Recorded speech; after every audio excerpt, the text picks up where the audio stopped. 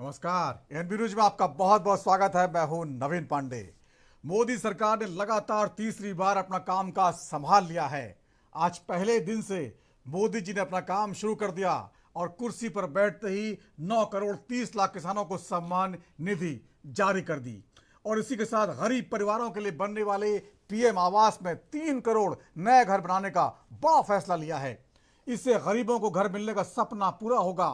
शाम को कैबिनेट की बैठक में प्रधानमंत्री ने विभागों का बंटवारा भी कर दिया। नई सरकार में वरिष्ठ नेताओं के विभागों को बदला नहीं गया है।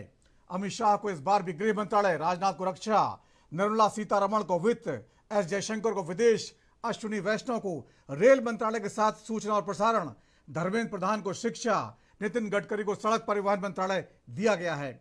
इसी तरह पीयूष गोयल को कॉमर्स, भूपेंद्र यादव को पर्यावरण, हरदीप सिंह पुरी को पेट्रोलियम, जेपी नड्डा को स्वास्थ्य, ज्योतिरादित्य सिंधिया को पूर्वोत्तर विकास और दूरसंचार, प्रहलाद जोशी जो पिछली बार संसदीय कार्य मंत्री थे, इस बार खाद्य एवं उपभोक्ता मामलों का मंत्रालय मिला है। यानी कहीं ना कहीं संकेत साफ हैं, सरकार पहले की तरह ही पुराने एजेंडे को जोर शोर से आगे बढ़ाने जा रही है। नए मंत्रियों में एमपी के पूर्व सीएम रहे शिवराज सिंह चौहान को भारी भरकम ग्रामीण और पंचायती राज और कृषि, हरियाणा के पूर्व सीएम मनोहर लाल खट्टर को ऊर्जा मंत्रालय के साथ शहरी विकास मंत्रालय का जिम्मा दिया गया है। बिहार के हम पार्टी के मुखिया और अपनी पार्टी के इकलौते सांसद जीतन राम मांझी को लघु एवं सूक्ष्म उद्योग का मंत्रालय चौंकाने वाला फैसला है। इसी तरह 5 सांसदों वाली एलजेपी के मुखिया चिराग पासवान को खाद्य प्रसंस्करण के साथ खेल, जेडीयू के लल्लन सिंह को पंचायती राज का भारी भरकम विभाग मिला है। कर्नाटक की पार्टी जेडीएस के मुखिया कुमारस्वामी को भारी इस्पात, टीडीपी कोटे के मंत्री राम मोहन नायडू को सिविल एविएशन मिला है। रविवार को यानी कल नई सरकार के 71 मंत्रियों के साथ मोदी ने शपथ ली थी। इनमें से 30 को कैबिनेट मंत्री और 5 को स्वतंत्र प्रभार और 36 को राज्य मंत्री बनाया गया। यानी अब सरकार पहले दिन से ही अपने 100 दिन के एजेंडे पर काम शुरू कर चुकी है। इन्हीं सब मुद्दों पर चर्चा करेंगे। हमारे साथ कुछ खास मेहमान जुड़े हुए हैं, उससे पहले देख लेते हैं क्या कुछ कहा गया। जिस टीम ने इतना बड़ा अचीवमेंट किया है उसको स्वाभाविक मन करेगा कि यार कुछ अब बहुत हो गया, अब साहब थोड़ा शांति रखे तो अच्छा होगा। ये रोज नई नई चीज लेके आते हैं, लेकिन मैं मानता हूं अब मेरा दायित्व भी 10 साल मैंने जो सोचा है उसे ज्यादा सोचने का है, 10 साल जो किया है उसे ज्यादा करने का है। और अब जो करना है वो ग्लोबल बेंचमार्क को पार करने वाली दिशा में करना है। कल क्या थे और आज कितना अच्छा किया वो वक्त चला गया दोस्तों।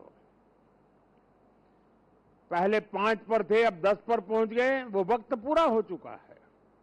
अब दुनिया इस विषय पर यहां पर है और ये इससे आगे कुछ नहीं है, तो उसके आगे हम होंगे।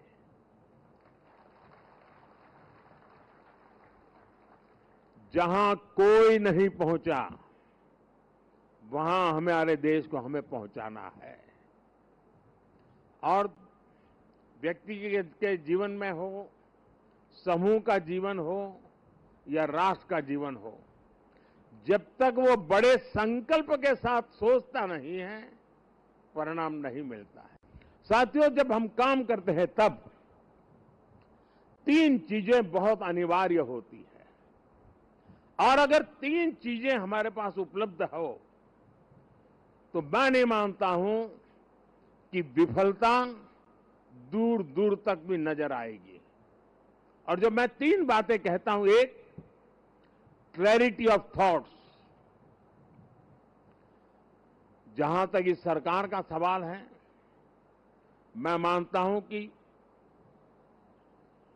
कोई उलझन नहीं है।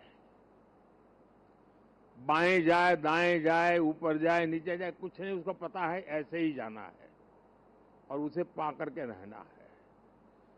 इतनी क्लैरिटी ऑफ थॉट्स किसी भी काम की सफलता के लिए सबसे पहली जरूरत होती है।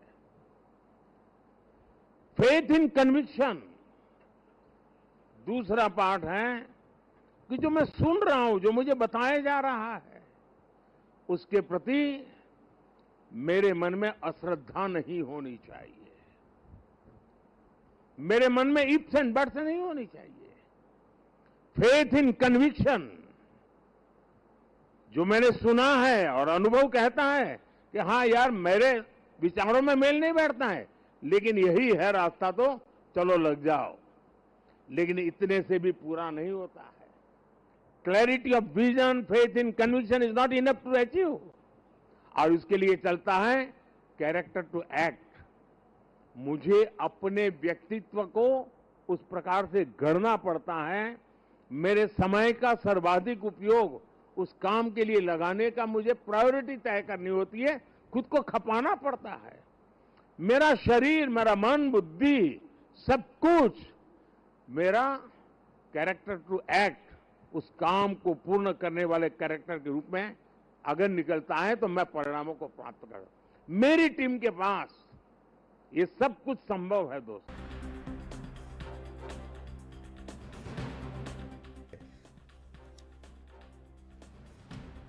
नरेंद्र मोदी ने आज अपनी सरकार का कामकाज शुरू कर दिया। कल उन्होंने 71 मंत्रियों का शपथ ली थी, जिसमें 32 नए सांसद पहली बार मंत्री बने हैं। तो फर्स्ट डे फर्स्ट शो जिस तरह से धमाकेदार रहा, प्रधानमंत्री मोदी ने शाम को सरकारी कर्मचारियों के साथ जो बातचीत की, वो कहीं ना कहीं इशारा करती है कि एक बड़े विजन के साथ वो काम कर रहे हैं। 100 दिन का एजेंडा उनके सामने है और कुछ बड़ा करना चाहते हैं। वो बार बार कह रहे हैं कि इस बार कुछ बड़ा करना है, देश को आगे ले जाना है। जो 10 साल काम किया उससे ज्यादा काम करना है। क्या है उनकी नजर, कहां वो देश को ले जाना चाहते हैं, इन सब मुद्दों पर चर्चा करेंगे। हमारे साथ कुछ खास मेहमान जुड़े हुए हैं जिनके पास चलेंगे और जानेंगे आखिरकार सरकार का जो संकेत है काम करने का वो कहां जा रहा है। अश्विनी शाही, प्रवक्ता बीजेपी का हमारे साथ जुड़ा, आपका बहुत बहुत स्वागत है अश्विनी जी। गुफरान अंसारी, प्रवक्ता कांग्रेस का, आपका बहुत बहुत स्वागत है गुफरान जी। कपिल श्रीवास्तव, प्रवक्ता समाजवादी पार्टी, आपका बहुत बहुत स्वागत है। इंदुकांत दीक्षित जी, वरिष्ठ पत्रकार के तौर पर जुड़ा, आपका बहुत बहुत स्वागत है। सभी साथियों से विनम्र निवेदन है, बीच में एक दूसरे की बात न काटें, सबको बात करने का मौका मिलेगा। बेवजह की लड़ाई झगड़े वाला ये शो नहीं है, यहाँ विचारों को प्रधानता दी जाती है। बातचीत में कुछ निकल के आना चाहिए, दर्शकों को कुछ मिलना चाहिए। कपिल श्रीवास्तव जी, खास आपसे जो है गुजारिश रहेगी, चुनाव खत्म हो चुके हैं और फालतू की बहस का कोई मतलब नहीं है। अश्विनी शाही जी, सबसे पहले आपके पास आना चाहूंगा। जिस तरह से प्रधानमंत्री ने आज अपने काम का आगाज किया है, 3 करोड़ नए घर और किसानों को सम्मान निधि, कैसे देखते हैं, शुरुआत कैसी है? अच्छी शुरुआत है। माननीय मोदी जी प्रशंसा के पात्र हैं। हम लोगों को तो ये लगा ही नहीं कि कोई सरकार के बीच में कामों का ब्रेक हुआ था, ये बीच में चुनाव आ गया था। लेकिन जैसे ही देखिए 100 दिन का उन्होंने अपना एक रोड मैप तैयार किया था और वो आज पहली बैठक से ही शुरू हो गया। थोड़ा सा विपक्ष विचलित हुआ था अपनी चीजों को लेकर, हार की थोड़ी चीज होती है, विपक्ष विचलित हुआ था, हमारी सरकार नहीं बनना और ये विरोधी ऐसे करेंगे, टीडीपी ऐसे करेगी, जो है जेडीयू ऐसे करेगी। इन लोगों के अंदर थोड़ा सा भ्रम था, लेकिन सरकार के अंदर, माननीय प्रधानमंत्री जी के अंदर कोई भ्रम नहीं था। और अपने विजन के साथ 2047 का जो विकसित भारत का उनका लक्ष्य है, उसके साथ वो आगे बढ़ना शुरू हो गए। और आज देखिए किस तरीके से उन्होंने पहला काम किया जो किसानों के लिए किया कि किसानों की फाइल दस्तखत किया। दूसरा किया जो 3 करोड़ मकान, जो सबको जो मकान नहीं है और उसको और बेहतर तरीके से करके देने का, ये सारी मूलभूत सुविधाएं उसमें देने की बात की गई। तो ये अपने उसी जो लक्ष्य था उसको साथ लेकर आगे बढ़ रहे हैं। और एक कमेंट सबसे ले लेता हूं अश्विनी जी, फिर बात करते हैं, आगे बढ़ाते हैं। गुफरान अंसारी जी, प्रधानमंत्री के 2 बड़े फैसले पहले दिन और जिस तरह से मंत्रिमंडल बना है और आज विभागों का बंटवारा भी कर दिया गया, अधिकांश जो विभाग है बड़े विभाग अपने पास रखे हैं, सरकार कहीं दबाव में नहीं है, कह दिया सहयोगी दलों से हम दबाव नहीं मानेंगे, सारे बड़े मंत्रालय अपने पास रखे, रेलवे तक नहीं दिया, क्या कहिएगा? ठीक है, कपिल श्रीवास्तव जी, जिस तरह सरकार ने आज काम शुरू किया है और आप लोग विपक्ष की भूमिका में हैं, लेकिन सरकार ने काम शुरू किया है, आज विभागों का बंटवारा किया, किसी दबाव में नहीं आई, अपने ही नेताओं को सारे बड़े विभाग दिए। रेल मंत्रालय बार बार मांगा जा रहा था, ऐसा कहा जा रहा है जेडीयू मांग रही है, लेकिन वो भी नहीं दिया, कोई बड़ा मंत्रालय नहीं दिया। कैसे देखते हैं इसको? देखिए, प्रधानमंत्री जी कभी किसी के दबाव में आते ही नहीं है। वो तो भारतीय जनता पार्टी, और अगर होते तो क्या भारतीय जनता पार्टी की जो है वो पार्लियामेंट्री कमेटी की मीटिंग होती, उसमें उनको नेता चुना जाता, फिर उसके बाद वो जो है वो एनडीए के नेता होते। तो उन्होंने तो उसको भी बाईपास कर दिया। जो एक परंपरागत और संवैधानिक प्रक्रिया है उसको भी उन्होंने पास आउट किया। उस पर ताली दुनिया बनाती है, हम भी बजा देते हैं, आपकी बात मान लेते हैं। और जहां तक बड़ा काम करने का सवाल है, आज पहला दिन है, पहले दिन पे क्या प्रश्न का उत्तर हम दें? अभी तो इनको 5 साल के लिए जनता ने चुना है। कम से कम किसी भी सरकार को 100 दिन तो मुफीद होने चाहिए, कम से कम काम शुरू करें हम तो। लेकिन इतना बात तो हम जरूर कहेंगे कि सरकार ने जो आज सरकार ने किसान सम्मान निधि पर दस्तखत किए हैं, यहाँ पे उनको एमएसपी पे गारंटी के कानून पर इनको करना चाहिए। कम से कम ऐलान तो कर देना चाहिए था कि अब किसानों का आयोग होगा, अब जो है हमारा पशुओं के लिए टास्क फोर्स बनेगी, अब हम एमएसपी पे गारंटी देंगे, अब हमारा किसान आंदोलित नहीं होगा। तो ये तो उन्होंने कहा नहीं, वो तो वही पुरानी चीजों को दस्तखत कर दिया, उन्होंने आगे बढ़ा दिया है। अभी कुछ नई नीतियां आने दीजिए। हम तो इस बात को पूछना चाहते हैं कि प्रधानमंत्री जी जातीय जनगणना कब कराएंगे? अब तो आपका तीसरा रिज्यूम आ गया। इससे पहले जब जातीय जनगणना यूपीए सरकार में हुई थी, उसको आपने ठंडे बस्ते में डाल करके और दिल्ली कमीशन के हवाले कर दिया था। उसके बाद आपने कहा हम फिर से कराएंगे। तो अभी बहुत से काम हैं, बेरोजगारी के लिए रोजगार सब आप लेकर के आएंगे, लेकिन इतना जल्दी मैं इस बात को नहीं कहना चाहता। आज पहला दिन है, उनको हार्दिक शुभकामनाएं। ठीक है, पहला दिन कह के आपने काफी कुछ कह दिया है और अपना एजेंडा सामने रख दिया है। इंदुकान दीक्षित जी, सुना आपने जिस तरह से प्रधानमंत्री ने फैसले लिए हैं विभागों के बंटवारे के। चले, जो फैसले लिए हैं वो तो बीजेपी के एजेंडे में शामिल थे, लेकिन सहयोगी दलों के आगे कहीं झुके नहीं। कोई मंत्रालय ऐसा दिया नहीं जो बड़ा माना जाता है। संकेत साफ हैं, झुकेंगे नहीं, जो हमारा एजेंडा उसी पे काम करेंगे। क्या कहिएगा आप? जी नमस्कार नवीन जी, मेरी आवाज आ रही है? जी, आपकी आवाज आ रही है। हमारे जितने साथी हैं, कपीश जी, अश्विनी जी और गुफरान जी, सबको नमस्कार। देखिए, इस सरकार ने पहले ही मोदी जी ने साफ कर दिया था कि हम किसी ढंग के दबाव में नहीं आएंगे और हमारा जो एजेंडा है, जिसको कपीश जी ने भी स्वीकार किया, कि उस एजेंडा पे आगे बढ़ेंगे और जो हमारे टारगेट हैं, जो हमने घोषणा पत्र में चीजें की है, उसको हम जरूर करेंगे। और जैसा हम लोग पिछले मैं तो लगभग 25 वर्षों से मोदी जी के कामकाज को देख रहा हूँ बहुत बारीकी से। जब वो मुख्यमंत्री थे उस समय, उसके पहले भी जब वो एकता यात्रा में डॉक्टर मुरली मनोहर जोशी जी के साथ कश्मीर गए थे, तब भी मैंने उनको बहुत क्लोजली ऑब्जर्व किया था। और उनका स्वभाव है कि जिस भी परिस्थिति में हो, उस परिस्थिति को कैसे अपने अनुकूल ढाल लिया जाए। और जिस तरह से आपने देखा, स्वयं आपने चर्चा की कि किसी ने अर्बन डेवलपमेंट मिनिस्ट्री, किसी ने होम मिनिस्ट्री, किसी ने रेलवे मिनिस्ट्री, किसी ने स्पीकर का पोस्ट मांगने की बातें चर्चा में डाली, लेकिन इन सब का प्रभाव कहीं भी प्राइम मिनिस्टर नरेंद्र मोदी के कामकाज में नहीं रिफ्लेक्ट किया।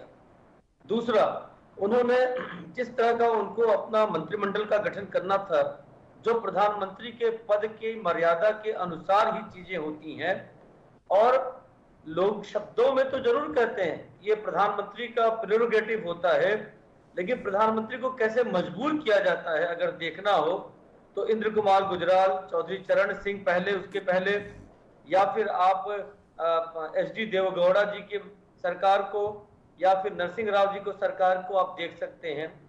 आप इवन वाजपेयी जी की सरकार को भी इन्हीं चंद्रबाबू नायडू जी ने और ममता जी ने उस समय, और मायावती जी ने, तमाम कहा जाता था 3 देवियां और जयललिता, इन लोगों ने कैसे मजबूर किया समय समय पर। इतिहास इसका गवाह है। लेकिन मैं ये विश्वास रखता हूं कि प्राइम मिनिस्टर नरेंद्र मोदी जिस तरह के व्यक्तित्व के धनी हैं और जो उनका अपना तरीका है कामकाज करने का, जितना दिन काम करना होगा बिना दबाव के करेंगे। एक चीज तय है कि जिस तरह से कई चीजें, वो कई बार ऐसा पब्लिक डोमेन में आता था, मैं अंदर की बात नहीं जानता, क्योंकि वो सरकार की गोपनीयता को भी नहीं जाहिर होने देते हैं। सरकार की खासियत इसकी कि किसान जो बिल थे, या जो पहले टर्म में उन्होंने भूमि अधिग्रहण बिल लिया था, इस ढंग के कुछ जो कानूनी काम उन्होंने किए थे इनकी सरकार ने, जिसमें माना जाता है कि उन्होंने जितनी व्यापक चर्चा होनी चाहिए थी शायद नहीं की थी, इसके कारण सरकार को बैकट्रैक करना पड़ा। अब इस सरकार में चूंकि पहले से ही एक गठबंधन पे आधारित सरकार है, तो ज्यादा विचार विमर्श और सरकार में केंद्र सरकार चलाते हुए ज्यादा मेच्योरिटी भी आते हैं सरकारों में, तो ज्यादा विचार विमर्श के कारण ज्यादा सुबुद्ध और ज्यादा विवेकपूर्ण फैसले होंगे। लेकिन फैसले जो तय कर रखे हैं प्रधानमंत्री ने, उसमें कोई फर्क नहीं आएगा, ये मेरा विश्वास है। ठीक है। गुफरान अंसारी जी, आपको आवाज आ रही है? गुफरान अंसारी जी, कांग्रेस के प्रवक्ता, आपको आवाज आ रही है? मतलब गुफरान जी जुड़ नहीं पाए हैं। गुफरान जी बोलिए। हाँ जी, जिस तरह से आज सरकार ने कामकाज संभाल लिया है, पहले दिन फैसले आपने देख लिए होंगे, और शाम होते होते जिस तरह से मंत्रालयों का बंटवारा किया गया है, कहीं पर भी प्रधानमंत्री झुकते दिखाई नहीं दिए हैं, बावजूद इसके कि बीजेपी को पूर्ण बहुमत हासिल नहीं है। प्रधानमंत्री अभी छवि जो है, जो लगातार एक मजबूत और नेता के तौर पर दिखाना चाह रहे हैं, और बार बार कह रहे हैं कि कुछ बड़ा करना है। पिछले 10 साल में जो नहीं किया वो अगले 5 साल में करके दिखाना है, देश को एक नई जगह पहुंचाना है। आप लोगों को भरोसा है कि वो कर पाएंगे जो कहा जा रहा है? आप सभी को नमस्कार और नई सरकार को शुभकामनाएं कि जनता से जुड़े विषयों पर जो काम करें, अपने वादे जितने उन्होंने किए हैं उनको पूरा करें। और अगर इतने बड़े बड़े दावे किए जा रहे हैं तो वो जमीन पर उतरने भी चाहिए, ऐसी कामना करते हैं विपक्ष के रूप में। दूसरी बात, प्रधानमंत्री जी दिखाने की कोशिश कर रहे हैं। आपने सच कहा, तो दिखाने से ज्यादा करने की कोशिश करें, वो ज्यादा बेहतर है। क्योंकि ये जो स्क्रिप्टेड चीजें, जिस तरह का शो, जिस तरह का इवेंट हम पिछले 10 सालों में देख रहे हैं, अब जनता इससे ऊब गई है और इसका खामियाजा इन्हें चुनाव में भुगतना पड़ा। लेकिन अगर सच में देश के आम लोगों के लिए, देश के किसानों, मजदूरों, छोटे व्यापारियों, युवाओं के लिए, मजदूरों के लिए काम करना चाहती है सरकार, तो जिस तरह का अपने मित्रों का प्रेम है प्रधानमंत्री के दिल में, उनको छोड़ना पड़ेगा। कुछ चंद पूंजीपतियों के लिए पूरे देश को इस तरह से पीछे ले जाने का काम न करें। गुफरान जी, आज तो किसानों के लिए काम किया है, गरीब परिवारों के लिए नए घर बनाने का आदेश दिया है, तो इसमें कहाँ उद्योगपति आ गए?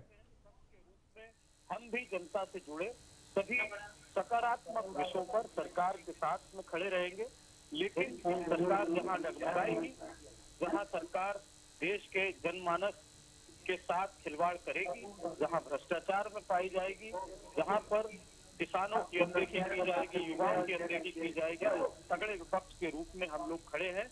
जनता की आवाज बनने की पूरी ईमानदारी से कोशिश की जाएगी और अपना कर्तव्य का निर्वहन किया जाएगा। और प्रधानमंत्री जी अब और सचेत रहें, क्योंकि इससे मजबूत विपक्ष उन्हें अभी तक मिला नहीं है। तो विपक्ष इतना मजबूत है कि प्रधानमंत्री को अब अपने जो कही गई बातों से डिगने नहीं देंगे, करना वो सब पड़ेगा। और जो सब करते आए हैं, अपने मित्रों को फायदा पहुंचाते आए हैं, उन पर जवाब देना पड़ेगा। ठीक है, ठीक है। अश्विनी शाही जी, आपने सुना जो है गुफरान अंसारी कांग्रेस के प्रवक्ता हैं, वो अभी देखेंगे, लेकिन बहुत लंबे समय तक धैर्य में नहीं रहेंगे। वो बहुत मजबूत है इस बार, और लगभग आपसे थोड़ा ही कम है, यानी 60-40 की लड़ाई है। इस बार प्रधानमंत्री भरोसा दिला रहे हैं। प्रधानमंत्री के ये काम करने का तरीका है, उनका बोलने का अंदाज है, और वो कभी भी जो है झुकते नहीं है, दबते नहीं है। लेकिन ये तो मानना ही पड़ेगा, जो सच्चाई है, इस बार आप लोग पूर्ण बहुमत में नहीं है, तो कामकाज पे असर तो पड़ेगा। और जो 2047 की बात अभी से हो रही है, लेकिन बीच में महंगाई है, बेरोजगारी है, बहुत सारे युवा जो है उनको रोजगार की तलाश है, मध्य वर्ग जो है वो महंगाई से परेशान है, बहुत गरीब परिवारों को राशन मिल रहा है, ठीक है, बहुत अमीर परिवारों को उद्योग में बहुत सुविधाएं मिल रही हैं, लेकिन मिडिल क्लास के लिए सरकार के पास कुछ दिखता नहीं है। नवीन जी, देखिए, विपक्ष का मजबूत होना लोकतंत्र की एक खूबसूरती है और अच्छी चीज है कि विपक्ष मजबूत रहे, मगर कहीं दिखता है आपको विपक्ष मजबूत? अभी देखिए, बहरामपुर में चुनाव हुआ, कांग्रेस के लोकसभा में नेता को ममता बनर्जी जी ने हरवा दिया, और उसके बाद कांग्रेस ने अपने नेता को पूछा नहीं, उनके नेता का बयान आया, हम तो कह नहीं रहे हैं। अधीर रंजन की बात कर रहे हैं आप? जी, एकदम अधीर रंजन जी की बात कर रहा हूं। अभी देखा आपने केरला में किस तरीके से जो है एक दूसरे के खिलाफ जो है चुनाव लड़े कम्युनिस्ट और कांग्रेस। पंजाब में उसी तरीके से देखिए किस तरीके से, एक थी कांग्रेस का नारा जो है आम आदमी पार्टी दे रही थी, और दिल्ली में आकर बोला कि अब हमारा समझौता खत्म, यहीं तक थे हम भाई। तो ये लोग पहले अपना तय करें। हाँ, इसमें जो दिखा है वो चीज मैं आपको बताना चाहता हूं। इस चुनाव में जरूर दिखा है, जो विपक्ष का जो झूठ उजागर हुआ वो जरूर दिखा है। ईवीएम सही पाई गई, लोकतंत्र की कहीं हत्या नहीं हुई, चुनाव आयोग निष्पक्ष हो था, और पैसे जो टकाटक जाने वाले थे वो पहुंच नहीं पाए।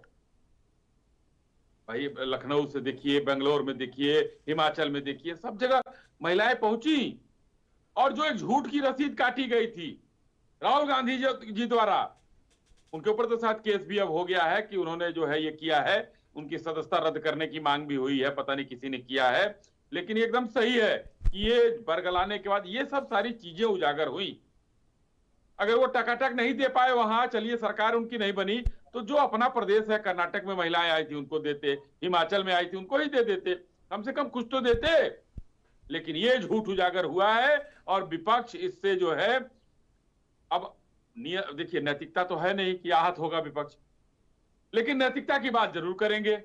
जयराम रमेश जी का वो बयान कहा गया, 150 डीएम को फोन किया, वो बयान गायब हो गया। आज देखिए अभी सवेरे जो है बड़ा बढ़िया एक ट्विटर पर ट्वीट कर दिया उन्होंने कि मंत्रालय नहीं बटा, अभी मंत्रालय भी बट गया। उसके बाद देर से बटा इस बार, ये तो मानेंगे आप, इस बार काफी देर लगा, करीब 24 घंटे लग गए। काफी देर का, देखिए सरकार की एक प्रक्रिया होती है, और काफी देर विपक्ष के कहने से थोड़ा ही होता है।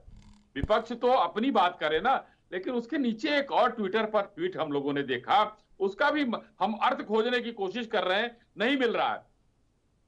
तो वहां की जो है आई थी प्रेसिडेंट बांग्लादेश की, और गांधी परिवार गया था मिलने उनसे। तो ये बैठक कांग्रेस की थी, क्योंकि कांग्रेस के मालिक गए थे, तो कांग्रेस की बैठक अगर होती तो उसमें मल्लिकार्जुन खड़गे भी होते। और ये किस कैपेसिटी से ये लोग गए थे? चलिए, राहुल जी सांसद हैं, सोनिया जी सांसद है, प्रियंका वाड्रा भी गई थी वहां। ये कौन सी बैठक करते हैं ये लोग जिसमें इनका अध्यक्ष नहीं होता है? कांग्रेस की बैठक करते हैं। तो कुल मिलाकर मेरा कहने का तात्पर्य था, ये अपने आप को संभाले। माननीय मोदी जी अपने विजन के साथ, अपने मजबूत इरादों के साथ किसी के आगे झुकते हुए नहीं, जो विपक्ष झुकाने का एक बीच में जो है क्वेश्चन मार्क लगा रहे थे कि ये हो जाएगा वो हो जाएगा, वो सब चीजों को दरकिनार करते हुए आगे बढ़ रहे हैं। और आपने जितनी बात कही, चाहे बेरोजगारी में अगर हम कहीं कम हैं तो उसको हम पूरा करेंगे, दूर करेंगे। कहीं अगर महंगाई पर है, क्योंकि अभी तक तो भाई देखिए 10 से ऊपर के आंकड़ों में इन्हीं की सरकार थी, 4 से 14 तक। हम तो कम से कम आंकड़ों में 5 से नीचे हैं, और आरबीआई कहता है 6 से नीचे रहता है तो ठीक रहता है, और 2-3 से नीचे आता है तो ग्रामीण अर्थव्यवस्था गड़बड़ होती है, इन्फ्लेशन इससे नीचे नहीं आना चाहिए। तो हम कम 5 तक है। अब बाजार में जो अगर महंगाई है तो हम उसको दूर करेंगे। ठीक है। आज महंगे मकान बिक रहे हैं, महंगी गाड़ियां बिक रही हैं, जनता के पास परचेजिंग कैपेसिटी है, देश की अर्थव्यवस्था लगभग चौथे नंबर पर पहुंच चुकी है, 4 ट्रिलियन की हो चुकी है, जर्मनी के बराबर हम लगभग हो चुके हैं।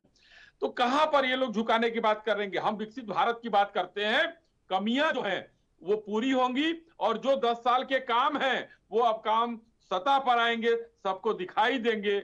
जो विपक्ष के मुंह पर अपने आप तमाचा होगा करारा। ठीक है। कपिल श्रीवास्तव जी, सरकार मानने को तैयार नहीं, भारतीय जनता पार्टी मानने को तैयार नहीं, उनसे कोई गलतियां हुई हैं, भले वो चुनाव में जो है उनकी सीटें घटी हैं, जनता ने उनको संदेश दिया है, संदेश सुनने को तैयार नहीं है। लेकिन आप लोग भी ये कह रहे हैं कि जो है अलग अलग होना शुरू हो जाएंगे कुछ ही दिन बाद, जो है ये एकता कुछ ही दिन की है, उसके बाद खत्म हो जाएगी, क्या कहिएगा? देखिए, जिनको जहां जहां जाना है वो जाएंगे। ये गठबंधन जो है वो केंद्र के चुनाव के लिए हुआ था, केंद्र का चुनाव संपन्न हो चुका।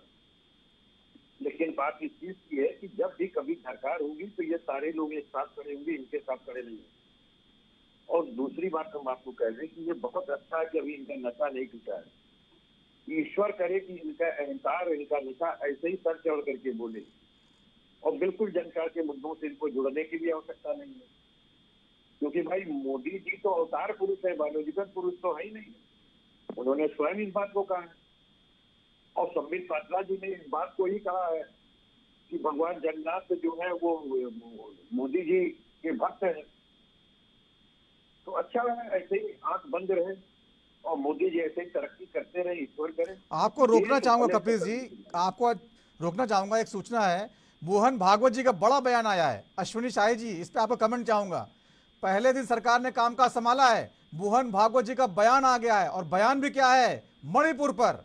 मणिपुर पर मोहन भागवत कह रहे हैं कि विचार करना जरूरी है। 1 साल से शांति की राह देख रहा है मणिपुर। मोहन भागवत का इतना बड़ा बयान है, अगर आप संकेत समझेंगे तो नहीं, सरकार पहले दिन काम करने बैठी है और संघ के प्रमुख जो अब तक शांत थे आपको बता रहे हैं कि आपको ये करना है।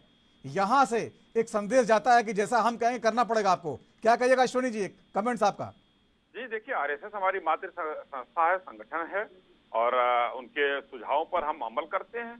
और वैसे ये भी मत वहां भूलिए, पर पूरे चुनाव के दौरान प्रधानमंत्री मणिपुर पर एक शब्द नहीं बोले हैं। विपक्ष बार बार पूछता रहा मणिपुर पर, प्रधानमंत्री नहीं बोले हैं, मोहन भागवत जी बोले हैं। देखिए नवीन जी, जितना प्रधानमंत्री जी ने बोला है उतना आप लोगों ने सुना ही नहीं। आप लोगों ने तो इग्नोर कर दिया। विपक्ष के साथ आप भी इग्नोर कर रहे हैं। कम से कम आपको तो नहीं करना चाहिए। मणिपुर पर जो है सदन में बोले, सदन के बाहर बोले।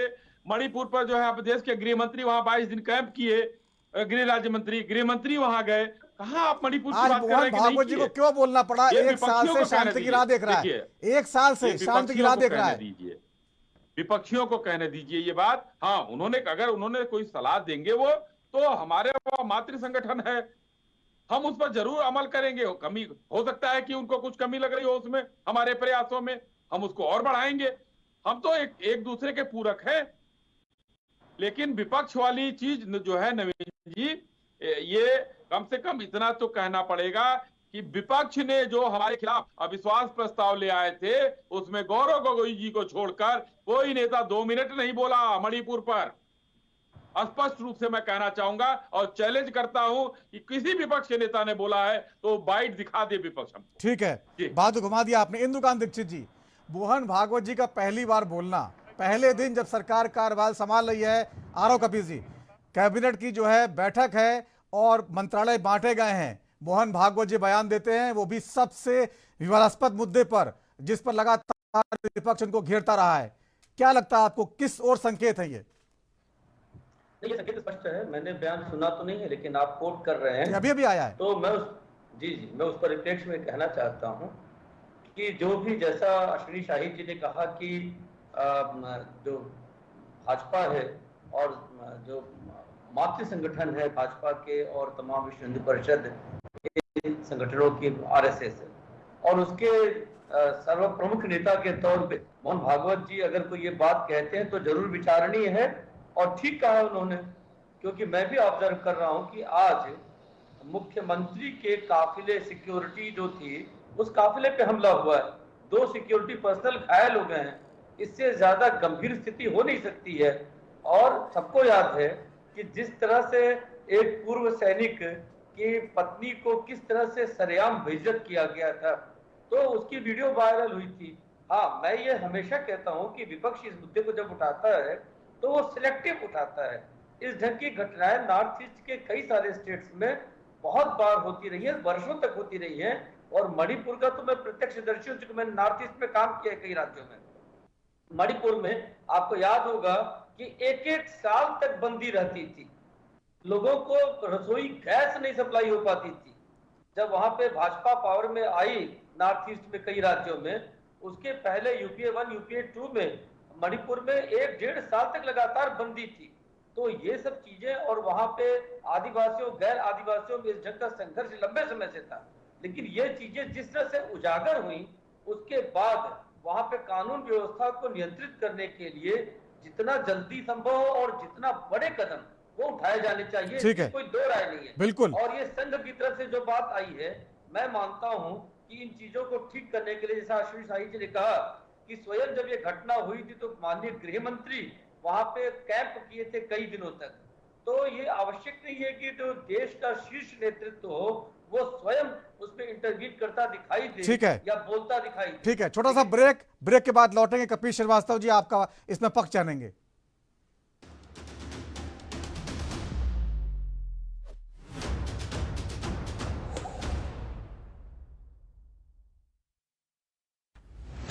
नहीं दबेगी कोई आवाज, हटेगे पर्दे, सामने आएगा हर राज। वो सिखाते हैं हकीकत, उनकी सच्चाई सामने लाते हैं हम। इसीलिए एएनबी न्यूज पर भारत को है नाज।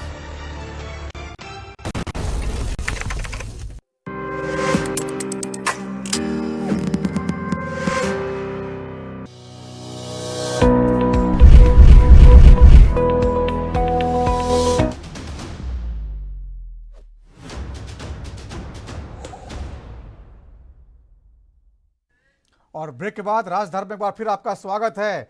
आज मोदी सरकार ने कामकाज संभाल दिया है। पहले दिन मोदी जी ने बहुत बड़े बड़े फैसले लिए। शाम को कैबिनेट की मीटिंग की, विभागों का बंटवारा किया। विभागों के बंटवारे में सारे बड़े मंत्रालय जो पहले उनके पास थे अपने पास ही रखे हैं। इस पर भी विवाद शुरू हो गया है। आम आदमी पार्टी के सांसद संजय सिंह का बयान आया है। उन्होंने कहा है कि विपक्ष को झुंझुना पकड़ा दिया प्रधानमंत्री ने। इसका मतलब यह है कि आग और भड़केगी, कहीं ना कहीं प्रतिक्रिया आएगी।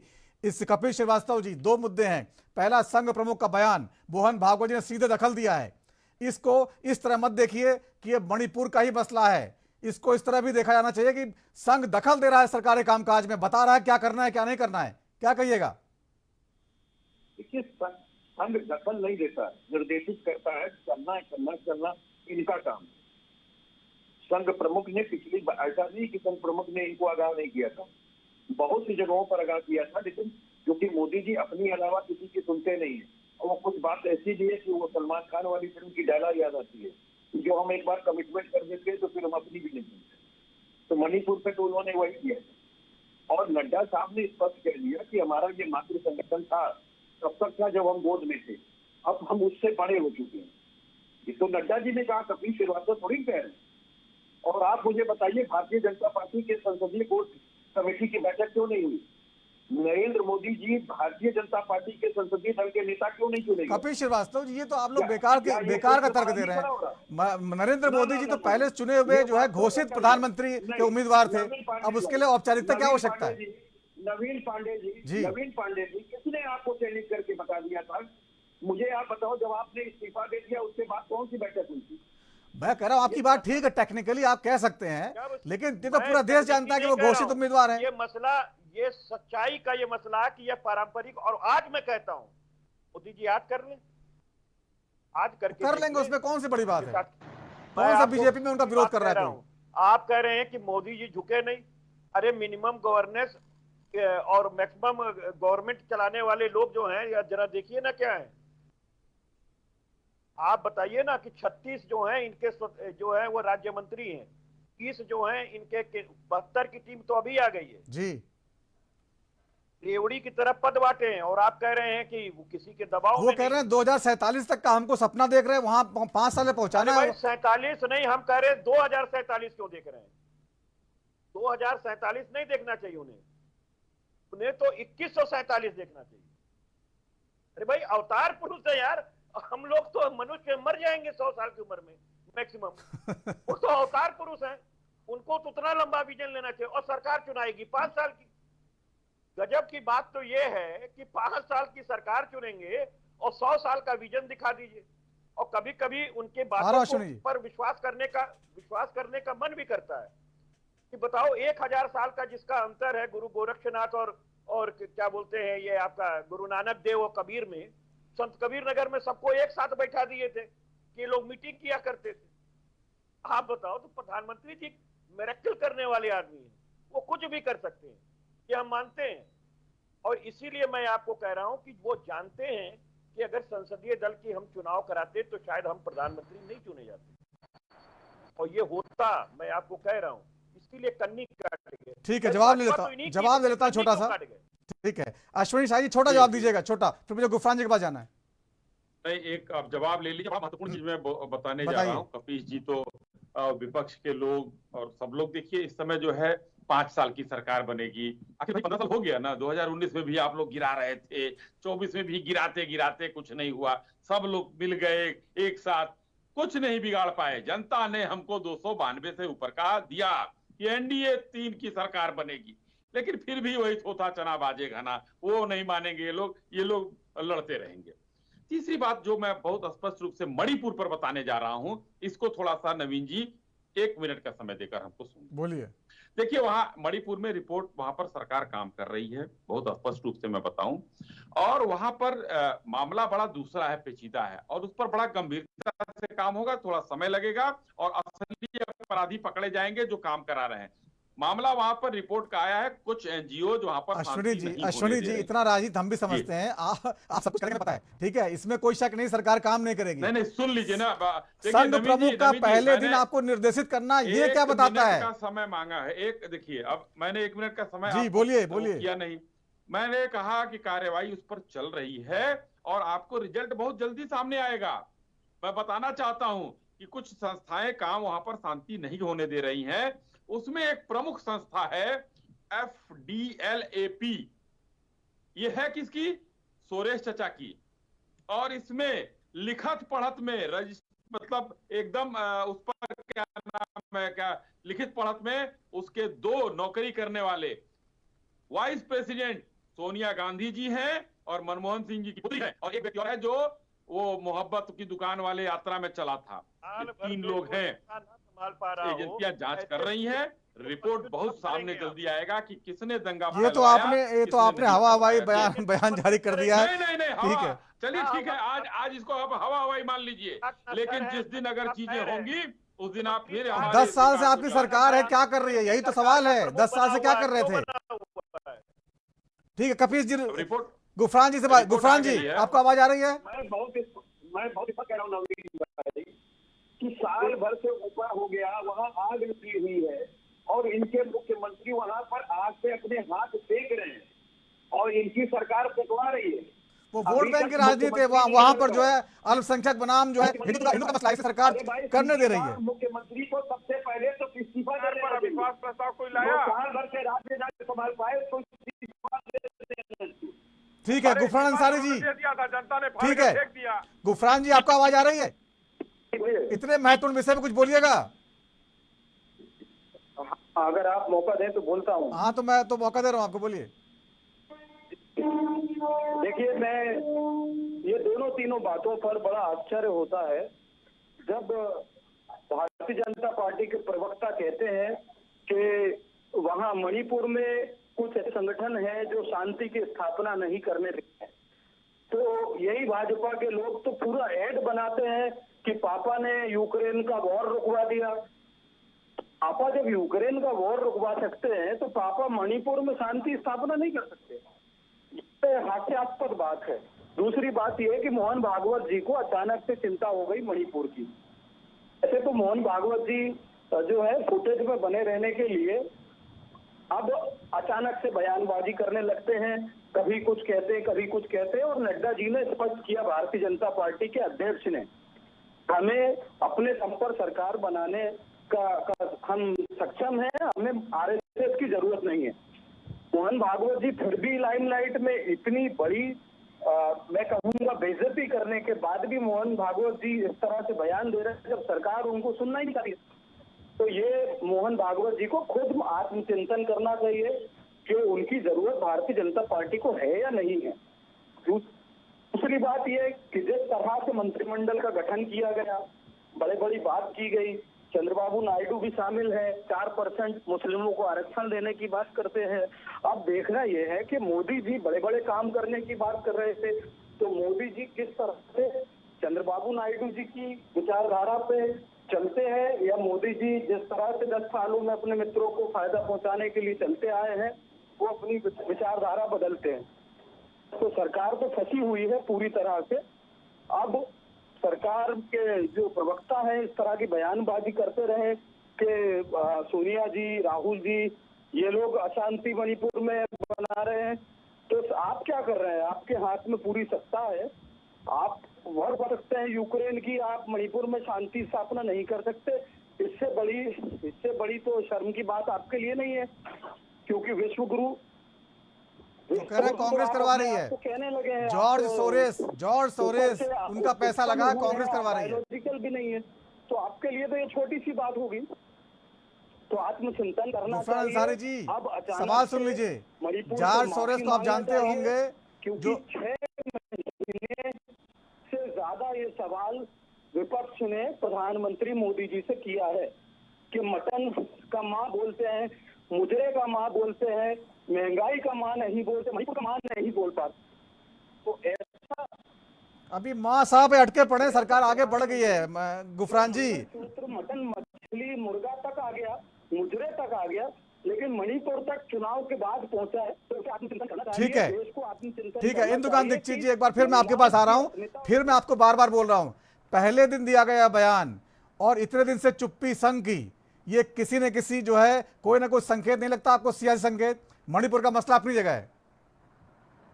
नवीन जी, मैं मानता हूं कि इस रूप में न देख कर पहले तो मैं एक गुफरान जी की बात पे कहना चाहता हूं कि देखिए, विपक्ष की भूमिका में जिस तरह से राहुल गांधी ने जो यात्रा निकाली, इस ढंग के काम राष्ट्रीय स्तर पे जो किया उन्होंने, इस ढंग के पॉजिटिव काम करने चाहिए, न कि जो एक कहावत है कि बिल्ली के भाग से छीका टूटने का इंतजार करना चाहिए कि चंद्रबाबू नायडू ये करेंगे तो ये करेंगे, ये करेंगे। हम क्यों नकारात्मक माने? जब करेंगे तो आप सत्ता ले लीजिएगा, चलाइएगा। लेकिन इतिहास इस बात का गवाह है कि कांग्रेस ने जब जब भी विपक्ष की सत्ता बनवाई अपने सपोर्ट से, तो विपक्ष के साथ उन्होंने उनकी टांग खींचकर सरकार गिराने का काम किया।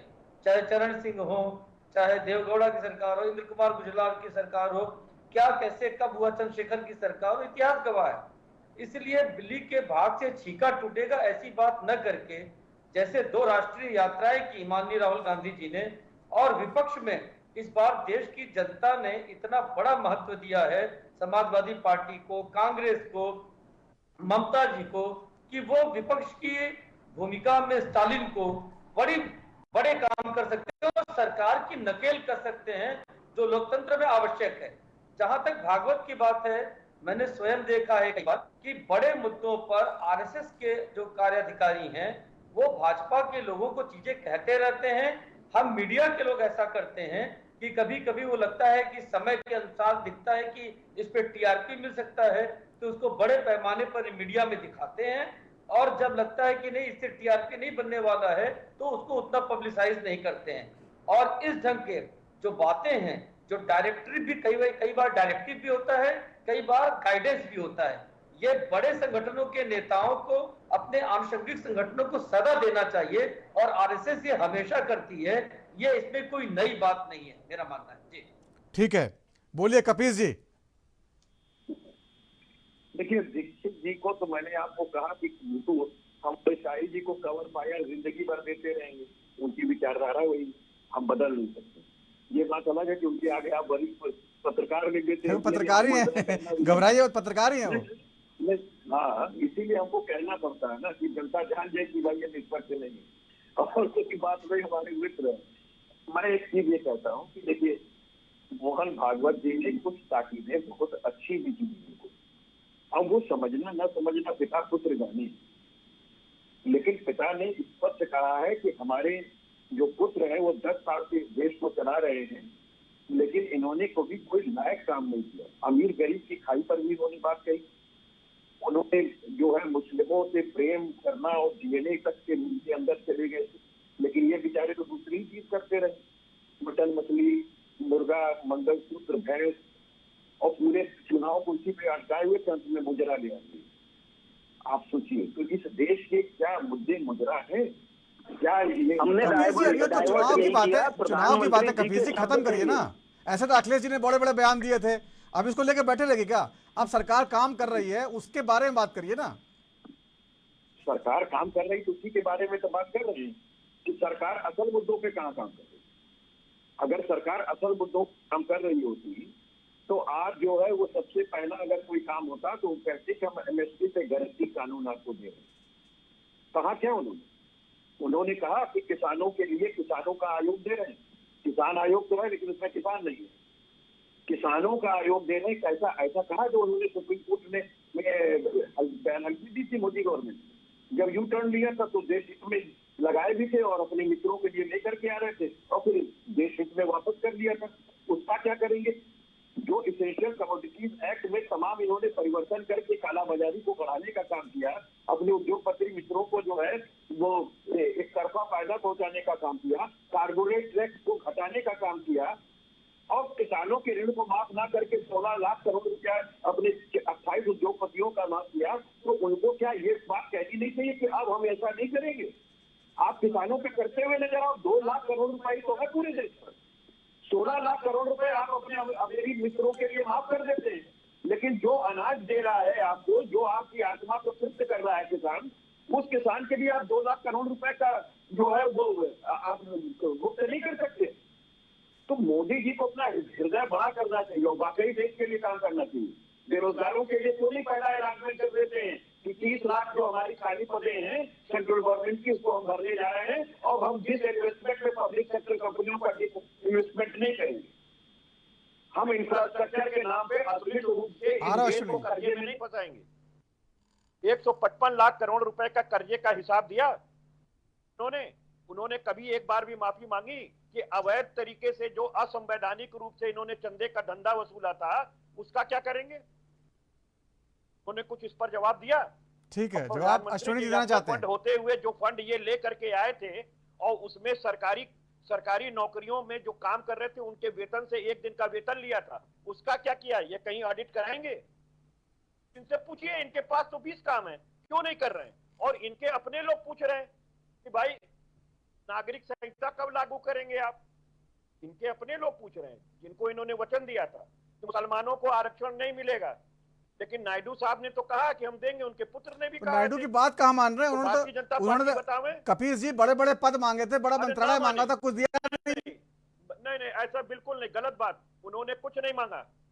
उन्होंने साफ कहा कि जो हमारे मुद्दे हैं उस पर आपको समर्थन करना पड़ेगा आंध्र प्रदेश में, इसलिए उन्होंने नहीं मांगा। ठीक है, और उन्होंने बिला शर्त इनको समर्थन दिया है। ये बतावें कि उनके एजेंडे में ये शामिल है, अगर वो लेके आते हैं तो उनका साथ देंगे कि नहीं देंगे? जातीय जनगणना कब कराएंगे?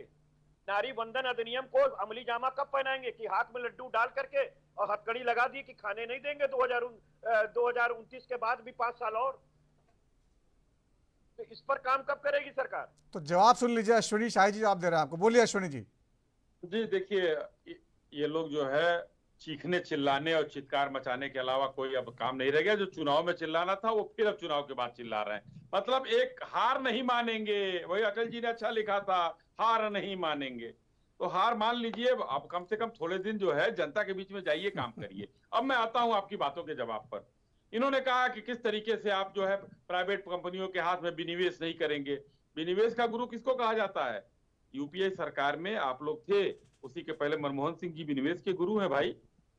हम दिल्ली, अरे सुन लीजिए, पहले पूरा जवाब सुन लीजिए, पूरा जवाब सुनिए। देखिए अब बीच में नहीं, आप जो है, और हम जाते थे दिल्ली एयरपोर्ट पर, और इंदु कांजी दिल्ली एयरपोर्ट पर जीएमआर का बोर्ड कब से लगा है? आप 20-25 सालों से देख रहे हैं। उस समय तो भाजपा की सरकार नहीं थी। दूसरा, यूटीआई जो आज एक्सिस बैंक है वो किसने बनाया था? HDFC को किसने बेचा था? तो ये लोग अपने पर ध्यान नहीं देते हैं, इसलिए जो है ये चीजें इन लोगों के समझ में नहीं आई। दूसरी बात, इन्होंने कहा कपिल जी सुन लीजिए, कपिल जी सुन लीजिए, कपिल जी सुन लीजिए, जवाब दूंगा आपसे। आप चढ़ा रहे वो ठीक है, हम तो चाहते हैं कि नशा चढ़ा रहे, अहंकार चढ़ा रहे, आप देश के असल मुद्दों से ना जुड़े। अरे भाई थोड़ा जवाब सुन लीजिए, जवाब ले लीजिए फिर। अब आप चित्कार करेंगे, यही जब आदमी जब उंगली जो है सही जगह पे कर देता है ना, दर्द होता है, चित्कार निकल रही है। कपिल भाई धैर्य सुनिए ना, धैर्य रखिए। हमको जीत बचाना आता है, आपको हार पर चित्कार करना आता है, ये सामने दिख गया। अब मैं आता हूं दूसरा, इन्होंने कहा कर्जा माफ क्यों नहीं किया? मुजरा करा सकते हम भारत देश को आत्मनिर्भर भारत बनाने पर ले जा रहे हैं। हमने कहा कि हम फ्री बिजली देंगे 300 यूनिट, लेकिन कैसे देंगे? हम सोलर यूनिट लगाएंगे छतों पर, फिर 300 यूनिट देंगे। इन्होंने कहा कि नहीं, हम पानी फ्री, बिजली फ्री। दिल्ली में हालत देख लीजिए, पानी ये नहीं है, बिजली नहीं है। तो हम वो वादा नहीं करते हैं, हम पहले मजबूत बनाते हैं फिर करते हैं बात। तो ये लोग अगर इस चीजों पर बात करेंगे तो अब 2019 का चुनाव खत्म हो गया था, ये लोग अपनी हार नहीं माने, फिर लड़ते रहे। अच्छी बात है, लड़ना चाहिए। 24 में भी, अरे भाई कुछ दिन हम लोगों को, देश के लोगों को करने दीजिए। आपने गिना दिया कि यहां पर ये नहीं, वहां पर वो नहीं, हमने ही काम किया। हमने अगर बुलेट ट्रेन की परिकल्पना की तो आपको इस 5 साल में बुलेट ट्रेन दिख जाएगा। हमने अगर नारी शक्ति वंदन का अधिनियम को पास कराया, आप लोगों ने तो फेंक दिया था, तो हम उसको लागू भी कराएंगे। और इसी सत्र में लागू कराएंगे। चिंता मत करिएगा। अगर हमने हिंदुस्तान की जनता को ये कहा कि हम बेहतर व्यवस्थाएं देंगे तो हम दे रहे हैं।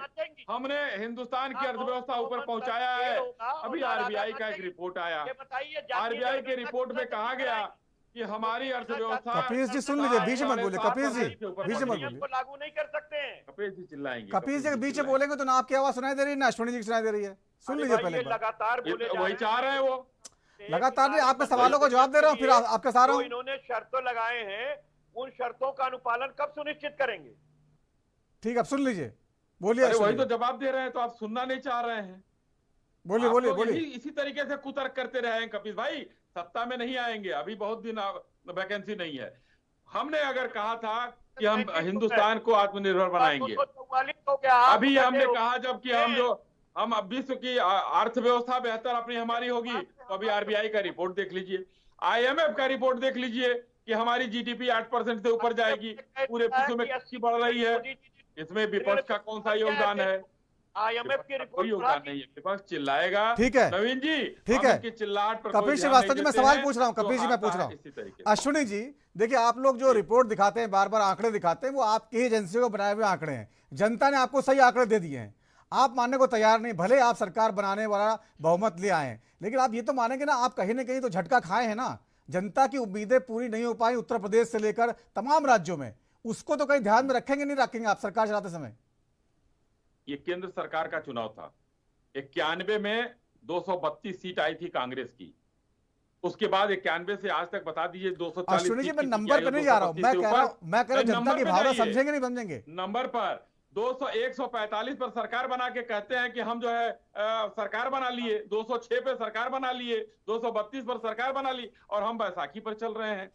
जनता ने मैंडेट हमको नहीं दिया है, ये विपक्ष की बात है। जनता ने एनडीए को 292 का मैंडेट दिया है।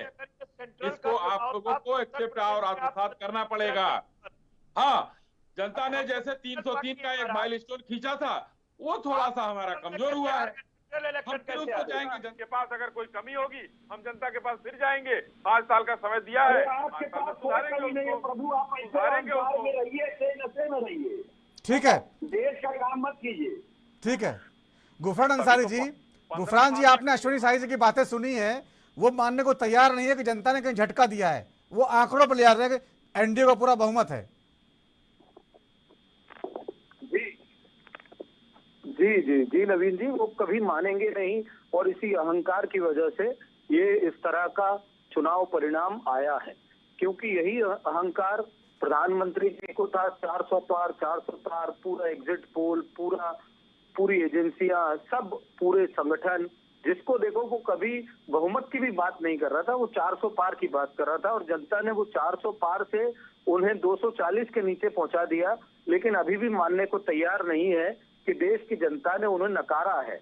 और उत्तर प्रदेश जैसे राज्य में, जिसका ढिंढोरा पीटा जा रहा था सुशासन का, उत्तर प्रदेश जैसे राज्य में ये दूसरे नंबर की पार्टी अगर बन जाते हैं, तो पूरे देश को ये संदेश है। हाँ, हमारा कुछ जगह पर चुनावी समीकरण वैसा नहीं हो पाया जैसे हम कांग्रेस को चाहते थे या इंडिया गठबंधन को चाहते थे। अगर थोड़ा बहुत ऊंच नीच हो जाती तो आज मोदी जी विपक्ष में बैठे होते, और शायद विपक्ष में भी नहीं, वो तो झोला उठा के जाने की बात करते हैं, क्योंकि विपक्ष के लिए नहीं, वो सिर्फ सत्ता की राजनीति के लिए पहचाने जाते हैं और उन्हें सत्ता से मतलब है। हम लोग विपक्ष का धर्म निभाने के लिए तैयार हैं। यदि जनता हमें विपक्ष के रूप में चुनती है तो हम विपक्ष के रूप में सशक्त विपक्ष देंगे, ईमानदारी से जनता के सरोकार का विषय को उठाएंगे और उठाते रहे हैं। और रही बात मणिपुर की, मणिपुर में सबसे पहले देश के नेता राहुल गांधी जी मणिपुर से यात्रा शुरू की थी और कश्मीर, और यात्रा मुंबई तक गई थी।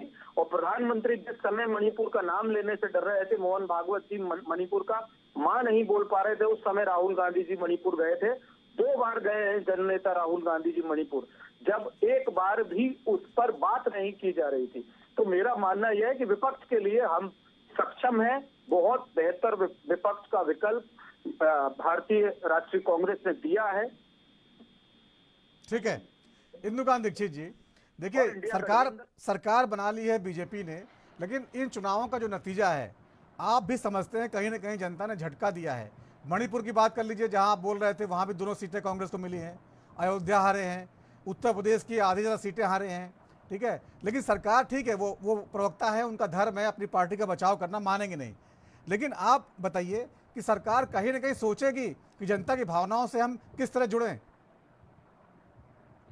नवीन जी, देखिए, जिस तरह से प्रधानमंत्री ने आज पहला निर्णय किसानों के सम्मान निधि का 20,000 करोड़ रिलीज करने का फैसला किया, तो जनता की भावना से जुड़ने का ये एक बड़ा उदाहरण है। देखिए, मैं देख रहा था अभी कपीश जी ने कई सारी बात, आज कपीश जी ने जो बात कही, कपीश जी ने ये भी पेंट करने की बात कही। हर चीज बीज महंगा कर किसानों को ये सम्मान निधि देना किसानों को स्वीकार नहीं है। ये पहले भी दे रहे थे। 500 रुपए की कौन सी सम्मान निधि है? पहले भी सम्मान निधि दे रहे थे, इसी का कह रहे थे, मिल नहीं रही थी लोगों को। आप किसानों को सम्मान निधि देने का वादा करते हुए पूरे चुनाव भर में प्रचार किया है आपने। भारत के किसानों को एमएसपी का वादा क्यों नहीं करते? ये तो देखिए चर्चा का तरीका नहीं है।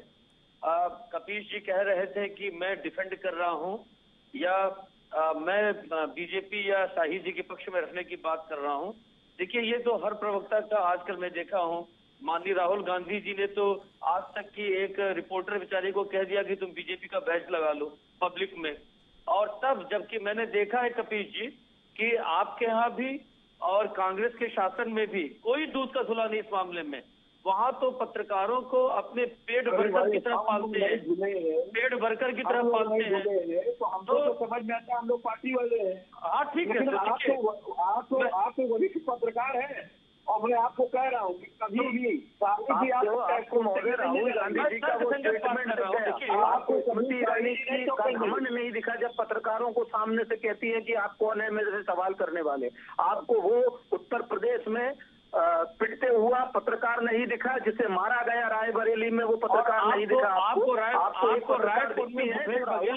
राहुल गांधी जी जिसे कहते हैं। ठीक है गुफरान जी, ठीक है, पत्रकारों पे छोड़िए। अभी सुन लीजिए वो जो महत्वपूर्ण सवाल है, बोलिए इंदुकान जी। जी, मैं गुफरान जी से ये कह रहा था, देखिए पत्रकारों के साथ इमरजेंसी में क्या हुआ गुफरान जी को याद नहीं है। एक इंडियन एक्सप्रेस को छोड़कर सारे पत्रकारों को बिठाला गया हाल ही में मोदी जी की सरकार के समय में। अब देखिए गुफरान जी यही कहते हैं कि लोकतंत्र का गला घोटा जा रहा है। यहाँ तो एक पत्रकार को अपनी बात अपनी बारी में नहीं रखने दे रहे हो, ये लोग बात करते हैं। तो ये स्थितियां हैं। तो आप मेरी बात सुन के जवाब दीजिए तर्क संगत ढंग से। देखिए, मैं सिर्फ अपनी बात, चूंकि आपके पास समय कम बचा है रवि जी, इतना कहना चाहता हूं कि मोदी जी को निश्चित तौर पर जनता के हित के जितने बड़े फैसले हैं उनको करने से पीछे नहीं हटना चाहिए। और जहां तक महंगाई की बात है, महंगाई पे सारी सरकारों ने वादे किए हैं, कुछ ने बड़े कदम उठाए, कुछ ने उनके कदम इफेक्टिव नहीं रहे या कम कदम उठाए, उस पर सारी सरकारों को ध्यान देना चाहिए।